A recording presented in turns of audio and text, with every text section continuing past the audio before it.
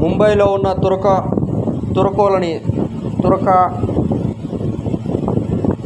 Cinema వాళ్ళని, అంటే ముస్లిం cinema వాళ్ళని చంపేయండి, రామ్ గోపాల్ వర్మని కళ్ళు పొడి చంపండి. రామ్ గోపాల్ వర్మకి 1000 సార్లు చెప్పాను నేను. ఆ బీజేపీలో ఉన్న ముస్లిమ్స్ మాకు శత్రువులు ఉన్నారు. ఇంటి సరౌండింగ్లో మా అరే వాడిని లాగనీయకురా, వాడొక్కడే అని చెప్పి మొత్తం ఇండియా మొత్తం నాశనం చేశారు. ఎవరి దగ్గర అయితే దైవశక్తి ఉందో వాళ్ళు వెన్నులు బట్టి టార్చర్ చేస్తున్నారు. మరి వాళ్ళు డబ్బులు ఇవ్వకుండా ఏమి ఇవ్వకుండా మనకి మనుషులు ఎట్ట బతకాలి? బయటికి పోయి రికవర్ కావాలా? ఫుడ్ ఎంత కావాలి? రోజు ఒక దాదాపు 100 నుంచి 1000 మందికి పెట్టేంత గుడి ఆశ్రమాలు లాంటివి కాదురా నాయన.